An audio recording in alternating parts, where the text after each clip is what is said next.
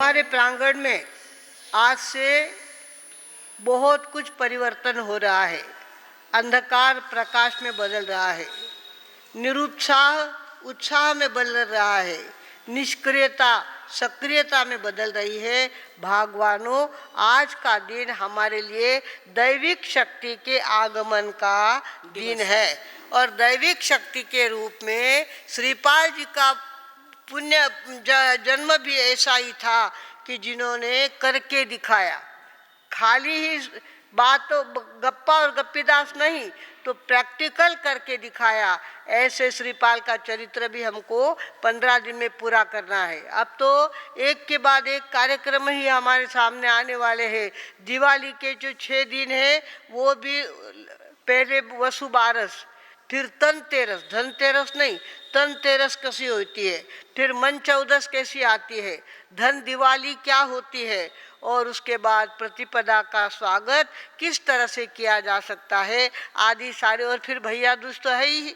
इस तरह से सारे कार्यक्रम हमारे सामने एक के बाद आने वाले हैं। और इसी बीच में उत्तराध्ययन सूत्र का स्वाध्याय भी हमें 2000 गाथाओं का करना है। भगवानों, कुछ भी हो, हमारे जिंदगी में अब अंधकार की जगह प्रकाश ने ले ली है। प्रकाश हमारे जीवन में आऊ आऊ कर रहा है और उस प्रकाश का स्वागत करना हम सबका कर्तव्य है। उस स्वागत करने के लिए सबसे पहले हमारे श्रीपाल जी ने किस तरह से नमस्कार मंत्र का आधार लेकर और ऐसे गुरु का आधार लेकर किस तरह से अपने जीवन में प्रगति की, वो शॉर्ट में आपको बताना है। पूरी डिटेल तो चाहे 2 महीने चलाओ इस चरित्र को तो भी चल सकता है, और हमें तो 15 दिन में पूरा करना है। अब आज के दिन से नवरात्रि की शुरुआत हुई है। या देवी सर्वभूतेषु शक्ति रूपेण संस्थिता नमस्तस्यै नमस्तस्यै नमस्तस्यै नमो नमः। इस तरह से शक्ति, सबके पास शक्ति है। जिसके शरीर में आत्मा है वह शक्ति है और है ही। वो शक्ति को किस तरह से जागृत करना, ये 9 दिन हमको बताते हैं। ऊपर का चंद्रमा और धरती का अंतर कम हो जाता है, जिस कारण से हमारे अंदर की शक्ति को जागने के लिए बहुत बड़ा चांस मिलता है। हमारे पीठ के अंतिम छोर पर माकड़हाड़ जिसको कहते हैं, वहाँ पर एक शक्ति की कुप्पी रखी हुई है। कुदरत ने हमारे पास शक्ति का एक पिंड रखा हुआ है, और जब 9 दिन तक एक स्थान पर बैठकर एकाग्र चित्त से अगर कोई जप करे तो वो शक्ति, उसमें से प्रकाश निकलता है। वो प्रकाश निकलता है और हमारे शरीर में 3 नाड़ियाँ हैं, ईड़ा, पिंगला और सुषुम्ना। तो ईड़ा यानी जिम्नी तरफ की बाजू, पिंगला यानी डावी तरफ की बाजू, और बीच में होती है सुषुम्ना।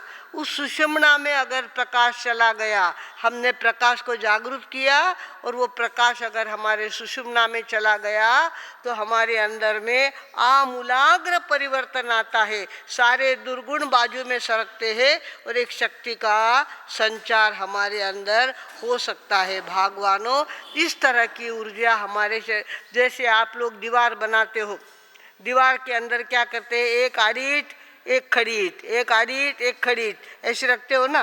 एक जैसे रखो तो चलता है क्या?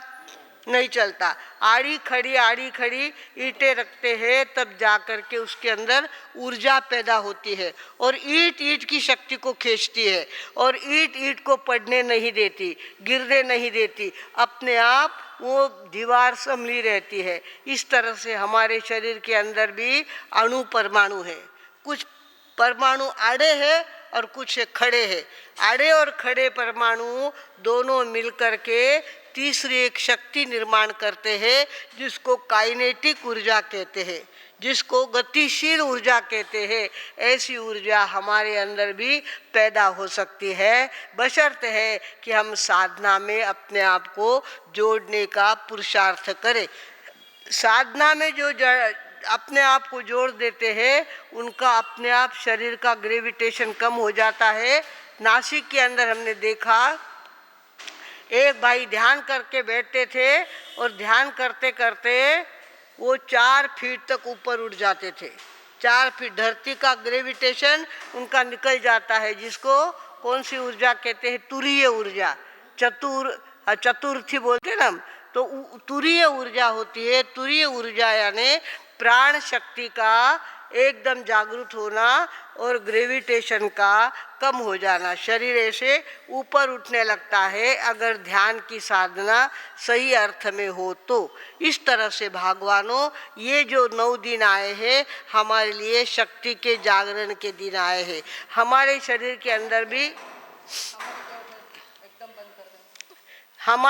के अंदर भी कुछ परमाणु आड़े हैं और कुछ परमाणु खड़े हैं। आड़े और खड़े परमाणु मिलकर के अंदर की एक शक्ति को जागृत करते हैं, जिसको प्रकाश शक्ति कहते हैं। दैविक शक्ति का मतलब होता है प्रकाश की शक्ति। दानवीय शक्ति यानी अंधकार की शक्ति, और दैविक शक्ति को क्या कहते हैं? प्रकाश की शक्ति। प्रकाश की शक्ति, दूसरी बात सुगंध, प्रकाश और सुर, ये 3 दैविक शक्ति के प्रतिनिधि है। तीनों सुर है, प्रकाश है, और तीसरी कौन सी बात है? सुगंध, सुर और प्रकाश। ये तीनों दैविक शक्ति को निर्माण करते हैं। इन 9 दिनों में हमको सुर, प्रकाश और सुगंध को निर्माण करना है। वो बाहर की सुगंध करना अलग बात है, पर अंदर से सुगंध को जागृत करना एक अलग बात होती है। अगर हम सही साधना करें तो हमको अंतर का प्रकाश भी मिल सकता है, अंतर का सुगंध मिल सकता है, अंदर का स्पर्श मालूम पड़ सकता है, अंदर का रस टपकने लगता है। हर बात हो सकती है, करने वाला चाहिए। ये 9 दिन खास तौर पर हमें आमंत्रण देने आए हैं कि शक्ति की साधना में लग जाओ, तुम्हें शक्ति जागृत होगी। ऐसी शक्ति हमारे अंदर जागृत हो जाए तो फिर घट की स्थापना, बाहर के घट की स्थापना करना एक बात है, औपचारिक बात है वो, पर अंतर के घट की स्थापना होना अपने आप में बहुत बड़ी जिंदगी की उपलब्धि होती है। हमारे यहाँ ऐसे कई संत होके गए हैं जिन्होंने अंतर के घट की स्थापना की है। अंतर के घट की स्थापना करने के बाद आँख ढक जाते थे तो 1 किलोमीटर तक चारों तरफ का उनको दिखने लगता था, चारों तरफ का उनको दिखता था। ऐसे संतों को हमने देखा है कि जिनको अपने आसन पे बैठ गए कि चारों तरफ उनको नज़र में आता है, इस तरह से ये रिक्शा जा रही है, उस तरह से वो गाड़ी जा रही है, उस तरह से वो औरत जा रही है, सारा उनको स्पष्ट दिखता है। अगर अंतर के घट की स्थापना करने की कला हमने आ जाए तो आकर्षित और विकर्षित ये हमारे अणु और परमाणु होते हैं। हमारे शरीर में कुछ अणु है, कुछ परमाणु है, वे कभी आकर्षित होते हैं, कभी विकर्षित होते हैं, और उसके अंदर से प्रकाश जागृत होता है। वो प्रकाश जागृत करने की कला अगर हम में आ गई तो देखते देखते, आप लोग कहते महिषासुर मर्दिनी, क्या नाम देते हैं? महिषासुर मर्दिनी यानी क्या? किसी भैंसे को किसी देवी ने मारा है, ऐसा उसका अर्थ नहीं है। महिष कहते हैं स्वार्थी वृत्ति को, स्वार्थी वृत्ति को भैंसा कहते हैं, भैंसा वृत्ति होती है।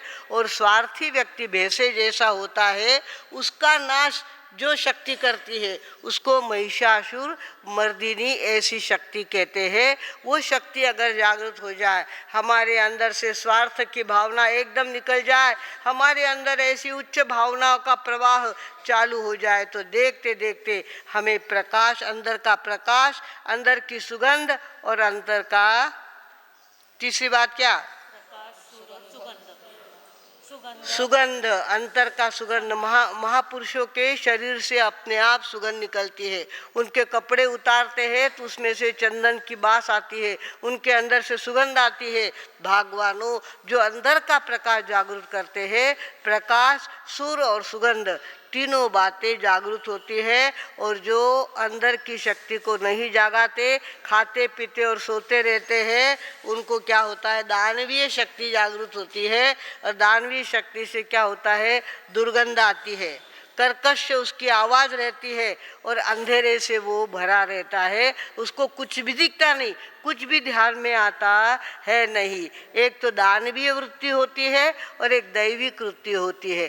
तो दैविक वृत्ति हमारे अंदर में जागृत हो, इसके लिए 9 दिन हमारे सामने आए हैं। हमारे 5 परम इष्ट जो है अरिहंत, सिद्ध, आचार्य, उपाध्याय और संत, ये सारे हमारी 5 शक्तियों को जागृत करने वाले, अंदर का प्रकाश देने वाले, अंदर की सुगंध भरने वाले और अंदर का सूर्य निर्माण करने वाले, ये 5 शक्ति के पिंड है। और उसकी साधना हमें अब करनी है 9 दिन तक। 9 दिन तक यहाँ हमारे प्रेरणा जी महाराज साहब ने बड़ी मेहनत करके सारा वातावरण तैयार कर दिया है, आपको बैठने के लिए वातावरण तैयार कर दिया है। 100 लोगों को रोज का यहाँ पर 11 नवकार मंत्र का जाप करना है, ताकि 9 लाख हमारा जाप हो जाए और हमारी ये स्थानक की भूमि है ये कैसी हो जाए, चार्ज हो जाए, अपने आप चार्ज होती है। नवकार मंत्र में वो ताकत है कि वो वातावरण को चार्ज कर देते हैं। तो वो चार्ज करने का हमारे सामने अवसर आया है। किसी को पीछे नहीं रहना है। मैं यहाँ आऊँगा, नए कपड़े पहनना, इसका मतलब जिस कपड़े का धुना नहीं हुआ है, जो धोया नहीं गया है, वो कपड़ा आप पहन सकते हो। एक कपड़ा 9 दिन भी पहन सकते हो और 9 कपड़े 9 दिन में भी पहने जा सकते हैं। जैसा आपको लगे वैसा करें। नया कपड़ा पहन करके और 11 माला नवकार मंत्र की आप फेरेंगे तो आप महसूस करेंगे, जरा कौन नवकार मंत्र जाप करो ना, जरा कौन मार में फरक पड़ गो एकदम मारा में समझे नहीं। जी पेला मनी जीकी बातारो आळस आवतो बे आळस नहीं आवे, जीकी बातारो कंटाळो आवतो कंटाळो नहीं आवे, आपोआप सगळं चोखी बातें बन लागी। नवकार मंत्र में वो शक्ति है जो आपको निगेटिव से पॉजिटिव की ओर ले जा सकती है। भगवानों, हमें चाहिए ये शक्ति का स्वागत करने का अवसर हमारे सामने आया है। नई बिल्डिंग, नया स्थानक, नया वातावरण और नए महाराज सब आपके सामने उपस्थित है। इतना छोड़ करके आप अगर इसका फायदा नहीं लोगे तो फिर कब फायदा लेना। हमें फायदा लेना ही है। भगवानों, हमारे श्रीपाल जी का चंपापुरी नगरी में सिंहरथ राजा के घर में जन्म हुआ। सिंहरथ राजा के घर में जन्म हुआ और उसकी माँ का नाम कमलावती था। क्या नाम था? कमलावती नाम था। और उनके घर में सब कुछ था, किंतु पलना नहीं हिलता था। पलना, उनके छोटे बच्चे का दर्शन उनको नहीं होता था।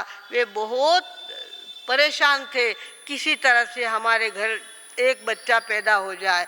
साथ में महाराज साहब के कहने से सजोड़े 28 उन्होंने करी, सजोड़े 28 करी और नवकार मंत्र का जाप किया। और 9 महीने और 9 दिन के बाद उनके घर में बालक का जन्म हुआ, जिसका नाम उन्होंने श्रीपाल रखा। क्या नाम रखा? श्रीपाल नाम रखा। चंपापुरी नगरी थी, श्रीपाल उस राजकुमार का नाम रखा गया था। और श्रीपाल का दिन और रात कहाँ बीतते थे पता नहीं चलता था। इतने ज़्यादा उसके लाड होते थे। जैसे तैसे वो 5 साल का हुआ और अचानक पिताजी के पेट में दुखने लग गया। पिताजी का पेट दुखने लग गया और ऐसा पेट दुखा कि वही उनके प्राण शरीर से निकल गए। प्राण शरीर से निकल गए।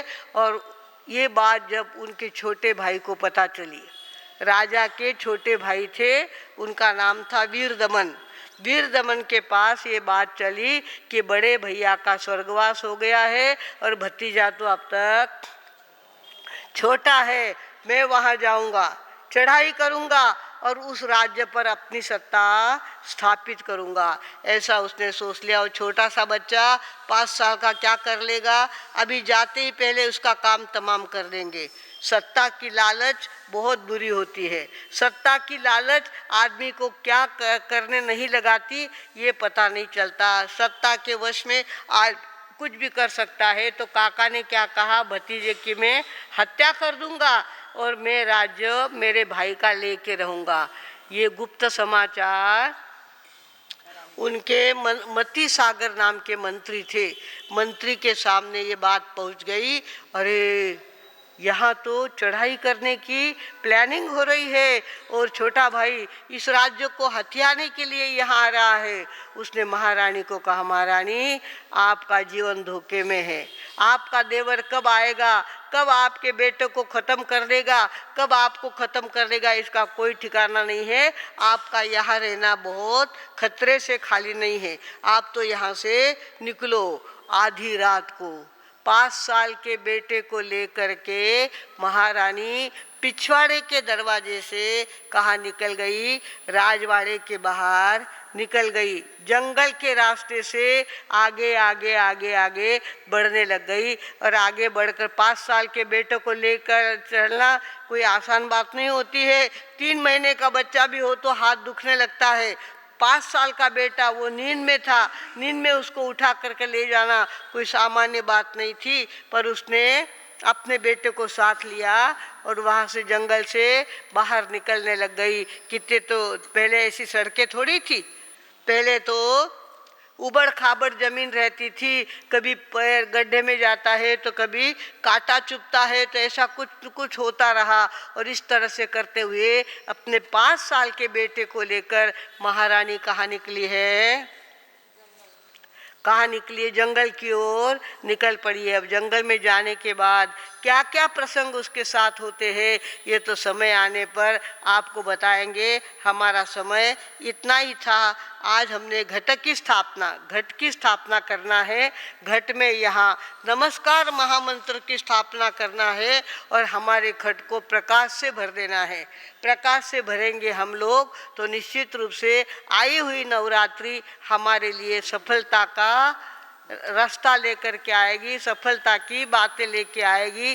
भगवान सभी के जीवन में सफलता वरण करे, सभी को सफलता के दर्शन होते रहे। इसी सद्भावना के साथ अब मैं विराम लेती हूँ। ओम।